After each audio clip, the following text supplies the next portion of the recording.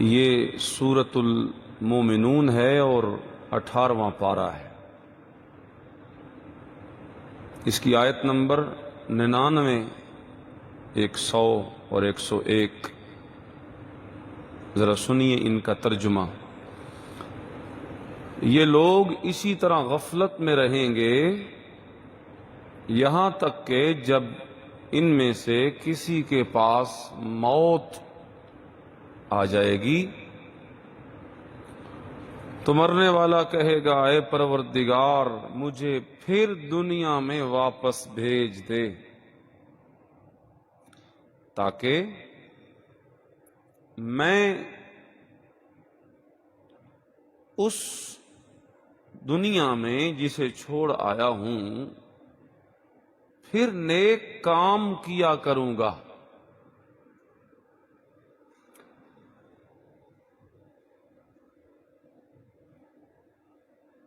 جواب آئے گا، کلا، ہرگز نہیں۔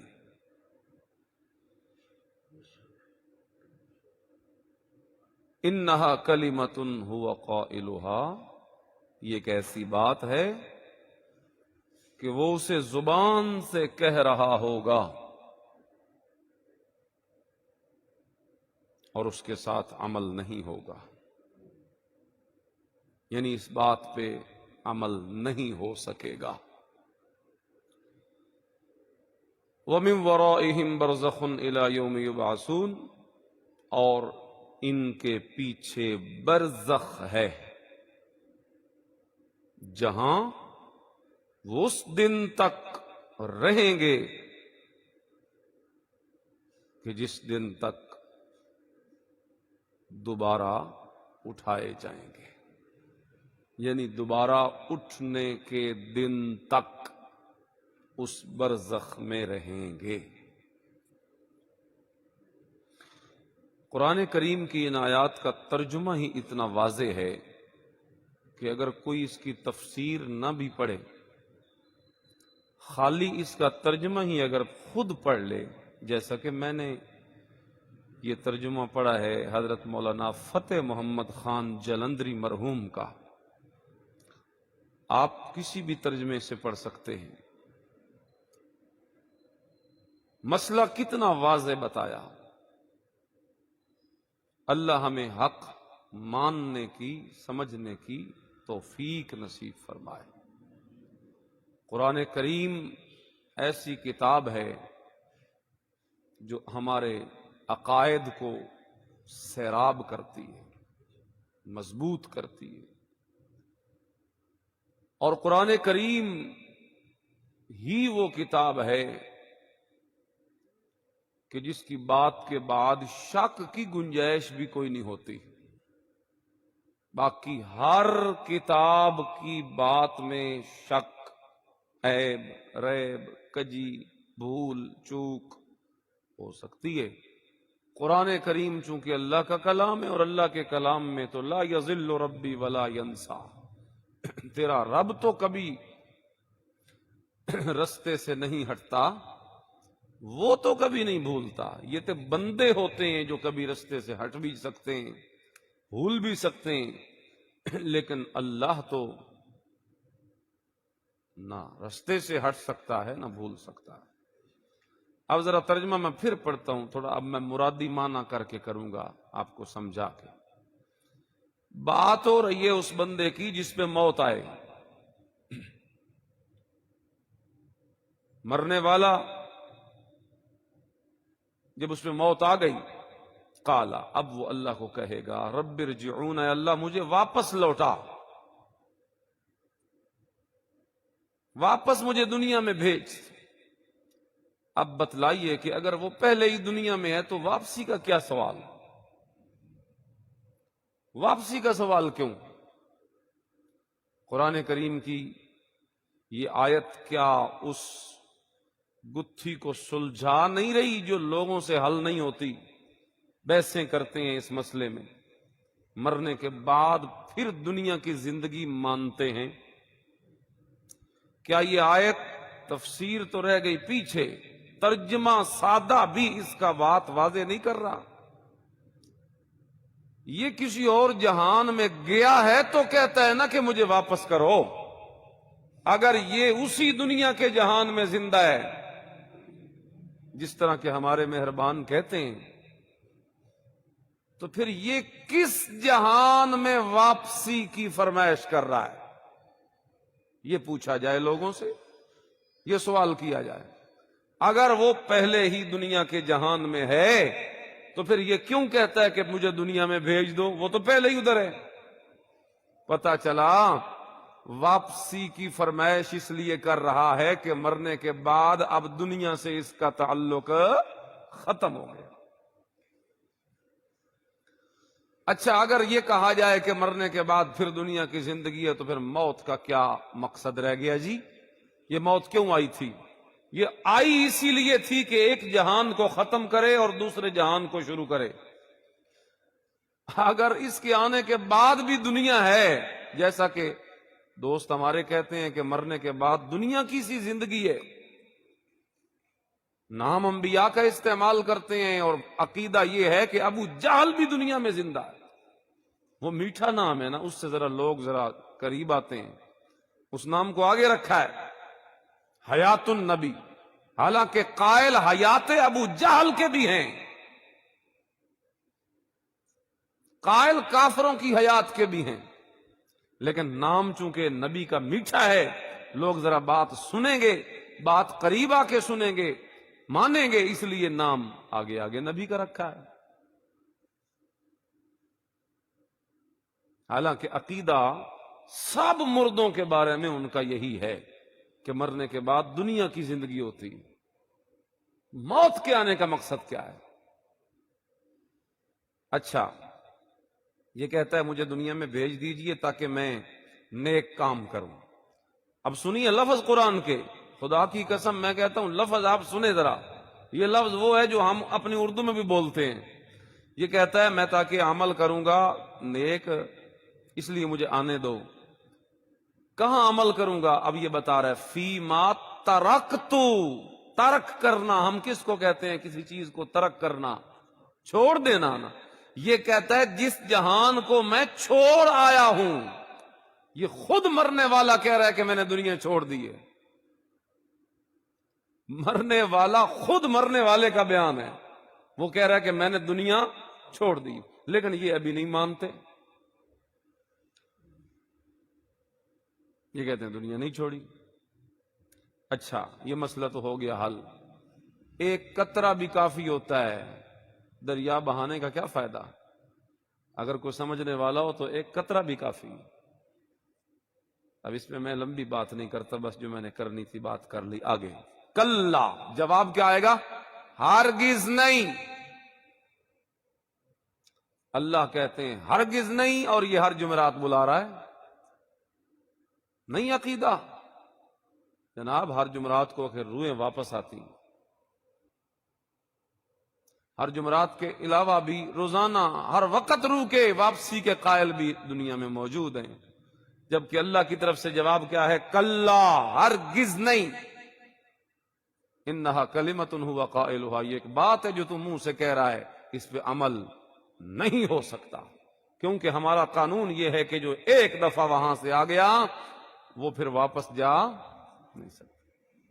الا یہ کہ خود اللہ اپنی قدرت کہیں ظاہر کرے تو اس میں ہمیں بھی کوئی اعتراض. ہم بات کر رہے ہیں قانون کی. قانون کیا ہے؟ قدرت تو پھر ہوتی وہ ہے جو قانون توڑ کے ہو. اب قانون یہ ہے کہ ماں باپ ہوں تو بچہ پیدا ہوتا ہے. قدرت دکھانا چاہے تو ماں بھی نہیں، باپ بھی نہیں، اور آدم کو پیدا کر دیا. حضرت عیسیٰ کو باپ کے بغیر پیدا کر دیا. بچے نہیں بولتے، عیسیٰ کو ماں کی گود میں بلوا دیا. تو وہ قدرتیں ہیں، اللہ تو جو چاہے کر سکتا ہے نا. بات کس کی ہم کر رہے ہیں؟ قانون کی، کہ شریعت کا قانون کیا ہے. قرآن کریم جو قانون بتاتا ہے وہ قانون یہ ہے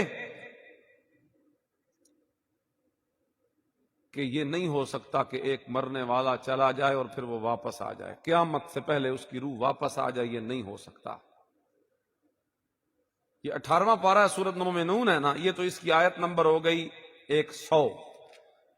آپ کو میں اسی سورت مومنون کی ابتدائی آیتوں میں لے کے آتا ہوں، آیت نمبر 16۔ آپ اگر اس گھر میں جا کے دیکھنا چاہیں تو آپ پڑھیں اس کو آیت نمبر 12 سے، بات پوری وہاں سے شروع ہو رہی ہے، 16 پہ آ کے نتیجہ نکلتا ہے، 12 سے 16۔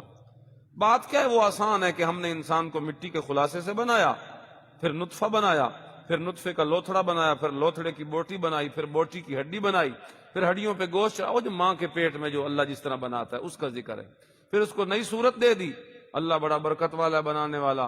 پھر اس کے بعد ثم انکم بعد ذلک لمیتون، تم سب مر جاتے ہو، ثم انکم یوم القیامت تبعثون، یہ میں پڑھنا چاہتا تھا 16 نمبر۔ پھر قیامت کے روز تم زندہ کر کے اٹھائے جاؤ گے۔ زندہ ہونے کا ذکر کب ہے جی؟ قیامت کو۔ تو یہ میں کہہ رہا ہوں، قانون یہ ہے کہ جو مر گیا وہ پھر قیامت کو زندہ کر کے اٹھایا جائے گا۔ یہ سب کی بات ہو رہی ہے، الانسان، اس میں نبی بھی شامل ہیں، اولیاء، شہداء، سب شامل ہیں، کیونکہ ان کی زندگی تو قرآن سے ثابت ہے نا، شہیدوں کی زندگی، کہ شہید زندہ ہیں، لیکن وہ کہاں ہیں؟ سورہ یاسین میں کہا قیل ادخل الجنہ، جب حبیب نجار کو قوم نے شہید کر دیا تھا تو اللہ نے کہا چل جنت میں داخل ہو جا۔ جب وہ امتی ہو کے جنت میں، تو نبی تو اس سے اونچا ہے، وہ تو جنت الفردوس میں زندہ ہوگا نا، جس کی چھت اللہ کا عرش ہے۔ حضور علیہ الصلوۃ والسلام بیان کرتے ہیں کہ میرے دائیں بائیں فرشتے تھے اور انہوں نے مجھے کہا کہ اوپر دیکھو، میں نے اوپر دیکھا تو فَإِذَا هِيَ مِثْلُ الظُّلَّةِ، بادل کی طرح مجھے کوئی، میں نے غور کیا تو اس میں ایک محل تھا، میں نے کہا یہ کس کا ہے؟ تو انہوں نے کہا یہ آپ کے ساتھی عمر بن خطاب کا ہے۔ پھر انہوں نے مجھے کہا آگے چلیے، ایک اور مجھے محل دکھایا، میں نے کہا یہ کس کا ہے؟ تو کہنے لگے جبرائیل و میکائیل فرشتے جو آپ کے ساتھ تھے، کہ ھذا منزلوں کا یا رسول اللہ، یہ آپ کا گھر ہے جو اللہ نے آپ کے لیے تیار کر رکھا ہے۔ تو حضور فرماتے ہیں پھر مجھے چھوڑو نا تاکہ میں اس کو اندر سے جا کے دیکھوں۔ تو آگے سے جواب کیا ملا؟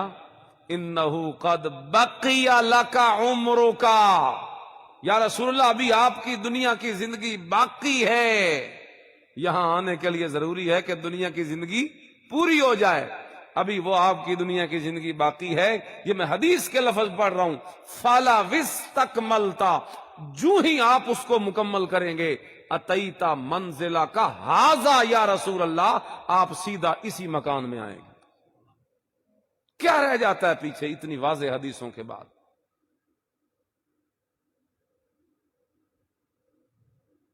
آپ اسی مکان میں آئیں گے۔ اور جب آپ کی وفات ہو رہی تھی تو آپ کیا کہہ رہے تھے؟ اللہم الحقنی بالرفیق الاعلی، اللہ مجھے رفیق اعلی میں ملا دے۔ رفیق اعلی کیا ہے؟ رفیق اعلی وہی مکان تھا جو آپ کو دکھایا گیا تھا، جس کی چھت اللہ کا عرش۔ اور وفات سے چند دن پہلے حضور نے خود فرمایا تھا اپنے صحابہ کی ایک مجلس میں کہ ایک بندے کو اللہ نے دنیا اور آخرت کی زندگی کا اختیار دیا ہے کہ یہاں رہنا چاہے تو زندگی تیری لمبی کر دیتے ہیں، اور اگر آنا چاہے تو پھر آ جا۔ تو یا رسول اللہ اس بندے نے کیا پسند کیا؟ کہ اس نے آخرت پسند کر لی۔ فاختار الآخرہ، حدیث کے لفظ ہیں بخاری کے، فاختار الآخرہ، اختیار کیا اس نے آخرت کو۔ تو صحابہ نے پوچھا یا رسول اللہ وہ کون ہے بندہ تو بتائیں۔ حضور نے فرمایا انا محمد، وہ میں ہی ہوں، میں نے آخرت کی زندگی کو پسند کر لیا۔ تو حضور کی وفات کے بعد آپ کی زندگی جنت والی خود حضور کی اپنی پسند ہے، ہماری نہیں۔ اگر یہ دلائل نہ ہوں تو ہم کیوں قول کریں گے؟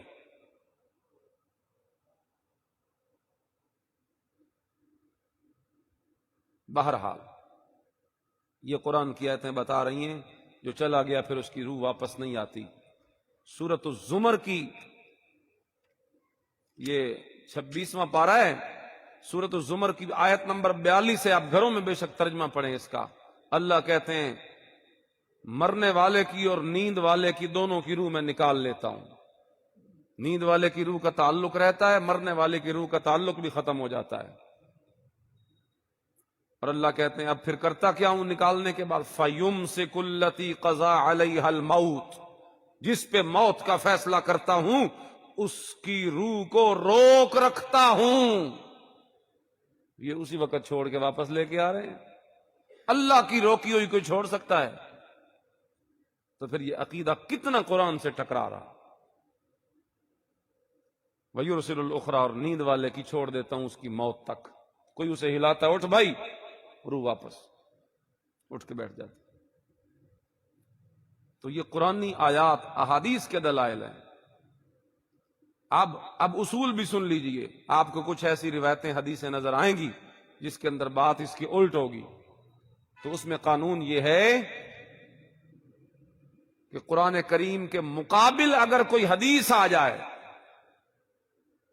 تو اول اس کو دیکھیں گے کہ صحیح ہے یا نہیں۔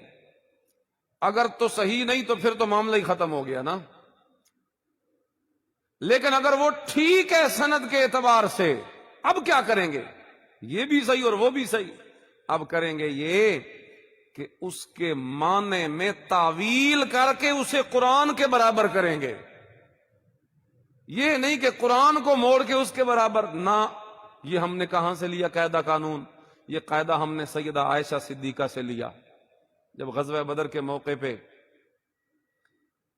70 کافر جو مارے گئے تھے، حضور نے ان کی لاشوں کو کنویں میں ڈالا، اپنے ہاتھ میں ایک چھڑی لی اور آپ نے ان کے بدنوں پہ مارا اور کہا ہل وجدتم ما وعد ربکم حقا۔ یہ بخاری کی حدیث ہے۔ کیا تم نے وہ وعدہ سچا پا لیا جو میں تمہیں کہتا تھا کہ مان جاؤ ورنہ عذاب میں پکڑے جاؤ گے؟ تو تم آگے سے مذاق اڑاتے تھے، اب مر کے تم نے دیکھ لیا کہ جو میں کہتا تھا وہ سچ تھا کہ نہیں؟ حضرت عمر بول پڑے یا رسول اللہ یہ ان میں تو روح ہی نہیں۔ پتہ چلتا ہے صحابہ کا بھی عقیدہ یہی تھا کہ مرنے کے بعد جسم میں روح نہیں ہوتی، ورنہ اگر صحابہ کا یہ عقیدہ ہوتا کہ روح واپس آ جاتی ہے، مجھے بتاؤ حضرت عمر سوال کرتے؟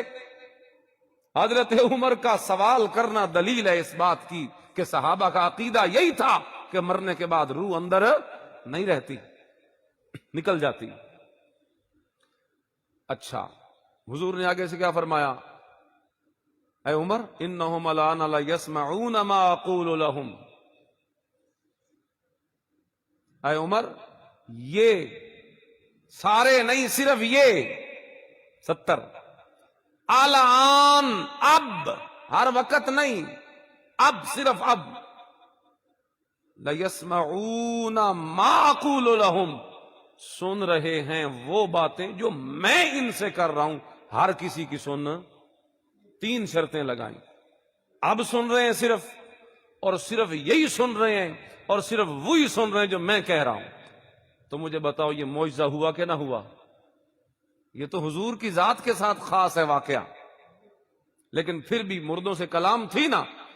تو حضرت عائشہ تک جب بعد میں بات پہنچی، صحابہ ابن عمر نے سوال کیا کہ یا رسول قرآن میں تو ہے کہ آپ مردوں کو نہیں سنا سکتے، لیکن آج ہم نے عجیب بات دیکھی ہے، حضور نے مردوں سے کلام کیا ہے، تو یہ ہمیں سمجھ نہیں آ رہی۔ قرآن کچھ کہتا ہے اور حضور نے تو کلام کیا۔ اب سنیے وہی بات جو میں کر رہا تھا، قرآن میں اور بات ہو اور حدیث اس کے مخالف آ جائے، جس طرح وہاں ہوا کہ قرآن میں انک لا تسمع الموتى، آپ مردوں کو نہیں سنا سکتے، جبکہ حضور نے، حدیث میں ہے کہ حضور نے سنایا۔ اب قرآن کے مقابلے میں حدیث آ گئی نا، اب کیا کریں گے؟ قرآن کو بدلیں گے یا حدیث کے معنی کو بدلیں گے؟ قرآن کو کوئی نہیں بدل سکتا، حدیث کے معنی میں تعویل کریں گے۔ تعویل ہوتا ہے، تعویل کا مطلب ہوتا ہے چھپا ہوا معنی نکالنا، جو ہر کوئی نہیں، عالم ہی کر سکتا ہے یہ کام۔ ایک ظاہری معنی ہے اور ایک ہے اس کے اندر گہرائی کر کے سوچ کے چھپا ہوا معنی، اصل مراد نکال لی جائے۔ تو اما عائشہ چونکہ قرآن کی ایسی عالمہ تھی کہ ان کی مثال اس دنیا میں، صحابہ کو جب کوئی مسئلہ مشکل پیش آتی تو صحابہ کس کے دروازے پہ جاتے تھے؟ حضرت عائشہ کے پاس، جیسا کہ اس موقع پہ گئے۔ اب سنیے ذرا، توجہ کیجیے۔ حضرت عائشہ نے فرمایا بیٹا ابن عمر تجھے بات سمجھ نہیں آئی، قرآن بھی ٹھیک ہے حدیث بھی ٹھیک ہے، بات تجھے سمجھ نہیں آئی۔ اما جان وہ کیسے؟ میری ماں عائشہ صدیقہ نے فرمایا اصل میں بات یہ ہے، قرآن تو کہتا ہے کہ آپ مردوں کو نہیں سنا سکتے، اے نبی آپ مردوں کو سنا نہیں، لیکن حضور نے جو سنایا تو اس کا مطلب یہ نہیں کہ آپ جو فرما رہے تھے انہم لا یسمعون کہ یہ سن رہے ہیں، تو اس سے سننا مراد نہیں تھا، حضور کا کہنے کا مطلب یہ تھا انہم لا یعلمون، ان کو پتہ چل گیا ہے جہاں یہ پہنچے ہیں اپنے انجام کا۔ تو کانوں سے سننا مراد نہیں تھا، جاننا مراد تھا۔ حضور کے کہنے کا مطلب کیا تھا؟ سننا نہیں بلکہ جاننا۔ اب یہ چھپا ہوا معنی تھا جو سامنے لوگوں کو سمجھ تو نہ آیا، لیکن قرآن کی عالمہ نے اس معنی کو، حدیث حضور کی مراد کو سمجھنے والی اما عائشہ صدیقہ نے اندر چھپے ہوئے معنی کو نکال کے باہر دکھایا، اور صحابہ کے دل مطمئن ہو گئے۔ تو سننا بمانا جاننا، یعنی حدیث میں تعویل کر دی، حدیث میں لفظ سننے کا ہے لیکن اما عائشہ نے مانا سننے والا نہیں کیا، مانا کون سا کر دیا؟ جاننے والا۔ تو کس کے معنی میں تب تعویل ہوئی، قرآن میں کہ حدیث میں؟ تو میں یہ اصول بتا رہا تھا کہ اگر کسی موقع پہ آپ کو قرآن کی آیت کے مقابلے میں کوئی حدیث ٹکراتی ہوئی نظر آئے، آپ پریشان نہ ہوں، اول اس کی سند دیکھیں، ٹھیک ہے ضعیف ہے تو پھر تو معاملہ ہی ختم ہو گیا نا، پھر اس کو نہیں لیں گے۔ اگر صحیح ہوگی تو اس کے معنی میں تعویل کریں گے، قرآن مقدس کو اپنی جگہ پہ قائم رکھیں گے، اور تعویل کس میں کریں گے؟ حدیث میں کریں گے۔ آیت کو مکمل کرتا ہوں، 2 منٹ میں ختم کرتا ہوں۔ وَمِن وَرَائِهِمْ بَرْزَخٌ إِلَى يَوْمِ يُبْعَثُونَ، اللہ فرماتے ہیں یہ جو کہہ رہا ہے نا کہ مجھے واپس بھیجو، اس کی بات پوری نہیں ہو سکتی، کیونکہ وَمِن وَرَائِهِمْ بَرْزَخٌ إِلَى يَوْمِ يُبْعَثُونَ، قیامت کے دن تک ان کے درمیان آڑ ہے، پردہ ہے۔ برزخ پردے کو کہتے ہیں، یعنی مرنے کے بعد قیامت کے قائم ہونے تک درمیانی زمانہ، اس کو کہتے ہیں عالم برزخ۔ کیا کہتے ہیں؟ عالم۔ اصل برزخ کا معنی ہوتا ہے پردہ۔ اب وہ واپس آنے کی بات کر رہا تھا اور اللہ نے کیا فرمایا؟ آگے برزخ ہے، آڑ ہے آگے، میرا قانون ہے، میں نے آڑ لگا دی ہے، آڑ لگا دی ہے۔ اور یہ پردہ جو ہوتا ہے، اللہ اللہ، آپ نے کبھی کھجور کی گٹھلی کے اوپر پردہ دیکھا ہو؟ یہ کیوں لگتا ہے؟ یہ بھی پردہ ہے نا۔ اس کا مقصد یہ ہے کھجور کی گٹھلی کی کھٹاس ادھر کھجور میں نہ شامل ہو اور مٹھاس ادھر نہ ضائع ہو، درمیان میں آڑ رکھ دی کہ ادھر کی چیز ادھر نہ آئے اور ادھر کی چیز ادھر۔ یہاں بھی اللہ نے فرمایا مرنے والے اور دنیا کے درمیان کیا آ گئی؟ برزخ، آڑ۔ مطلب کیا ہے؟ اب نہ ادھر والا ادھر جا سکتا ہے، نہ ادھر والا ادھر آ سکتا ہے، ادھر والا اب واپس آ سکتا نہیں۔ اللہ تو دیکھیں، قرآن کہہ رہا ہے کہ قیامت کے قائم ہونے تک درمیان میں ایک آڑ ہے، اس آڑ نے روح کو روکا ہوا ہے اس جہان میں، واپس نہیں آنے دیتی۔ بہرحال مسئلہ امید ہے آپ کو قرآن و حدیث کے دلائل سے سمجھ آ گیا ہوگا۔ اللہ سے دعا ہے اللہ ہمیں حق سچ تسلیم کر کے